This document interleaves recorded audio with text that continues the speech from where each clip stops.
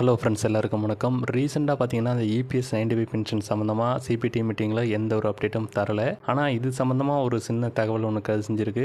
இந்த EPS 95 pension அப்படிங்கிறது ஓய்வூதியதாரர்களுக்கு கிட்டத்தட்ட 11 வருடங்களாக ₹1 கூட உயர்த்தாமல் இருக்கப்படுறது தான் ரொம்ப ஒரு வேதனையான விஷயம்.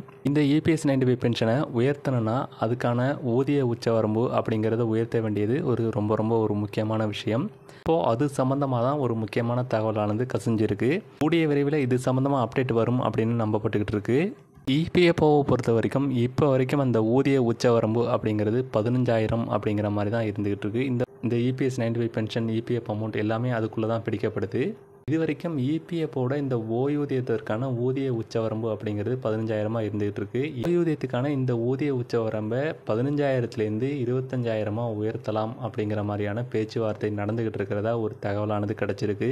ஏற்கனவே இபிஎஸ் 95 சம்மந்தமாக பலவிதமான தகவல் பரவிட்டு இருக்கு. அது மட்டும் இல்லாமல் இது சம்மந்தமாக ரிக்வெஸ்ட் வைக்கிறோம், பரிந்துரை பண்ணுறோம், மறு ஆய்வு பண்ணுறோம் அப்படிங்கிற மாதிரி பல தகவல் வெளிவந்துகிட்டு இருக்கு. இப்படி கவர்மெண்ட்டும் சரி இபிஎஃப்ஓவும் சரி இது சம்மந்தமாக எவ்வளவோ அப்டேட் கொடுத்தாலும் குறைஞ்சபட்ச ஓய்வூதியத்தை 1000 ₹1 கூட உயர்த்தாதது ஓய்வூதியதாரர்களுக்கு இழைக்கப்பட்ட ஒரு அநீதினே சொல்லலாம். அது மட்டும் இல்லாமல் ஏற்கனவே இவங்க ₹1000 ஓய்வூதியத்தை கொடுக்கறதுக்கு எங்கள்கிட்ட நிதி மூலத்தனம் பத்தலை அப்படிங்கிற மாதிரி சொல்லியிருந்தாங்க. அதுக்கப்புறம் ஒரு முக்கியமான தகவலானது பரவியிருந்தது. அது என்னென்னு உங்களுக்கே தெரியும்.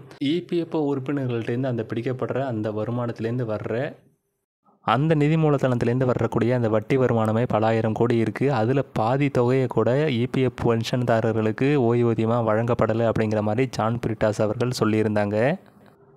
இப்படி இபிஎஸ் பென்ஷன் சம்மந்தமாக பல கட்ட பிரச்சனைகளுக்கு அப்புறம் இப்போ இபிஎஸ் பென்ஷனை உயர்த்தணும்னா அதுக்கான ஊதிய உச்சவரம்பை உயர்த்தணும். அது சம்மந்தமாக இப்போ நாங்கள் மதிப்பாய்வு பண்ணிக்கிட்டு இருக்கிறோம் அப்படிங்கிற மாதிரி இந்த தகவலானது வெளிவந்திருக்கு.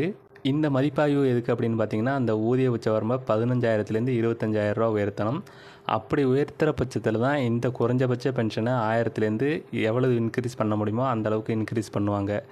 இந்த எவ்வளவு இன்க்ரீஸ் பண்ணுறோம் அப்படிங்கிற அளவெல்லாம் இன்னும் அவங்க வெளியிடலை. ஏன்னா குறைஞ்சபட்ச அந்த ஓய்வூதிய உச்சவரம்பை உயர்த்தினா தான் எவ்வளவு இன்க்ரீஸ் பண்ணுவாங்க அப்படிங்கிறது ஓரளவுக்கு நம்மளால் கால்குலேட் பண்ண முடியும். ஒருவேளை இந்த குறைஞ்சபட்ச ஓய்வூதிய உச்சவரம்பு அப்படிங்கிறது 15,000 25,000 உயர்த்தினாங்கன்னா கண்டிப்பாக இது மூலமாக லட்சக்கணக்கான இபிஎஃப் உறுப்பினர்களும் சரி ஓய்வூதியதாரர்களும் சரி கண்டிப்பாக பயனடைவாங்க. காலமாக இபிஎஸ் 95 பென்ஷன் சம்மந்தமாக பலவிதமான கோரிக்கைகள் வைக்கப்பட்டும் இன்னும் இது சம்மந்தமாக எந்த ஒரு அப்டேட்டும் வரல. இப்போ தான் இது சம்மந்தமான ஓய்வூதிய உச்சவரம்பை உயர்த்தலாம் அப்படிங்கிற மதிப்பாய்வே பண்ணிக்கிட்டு இருக்கிறாங்க. மதிப்பாய்வே இப்போ தான் பண்ணுறாங்கன்னா இந்த ஓய்வூதியம் உயர்த்த இன்னும் எவ்வளோ நாள் ஆகும் அப்படின்னு நமக்கு தெரியாது.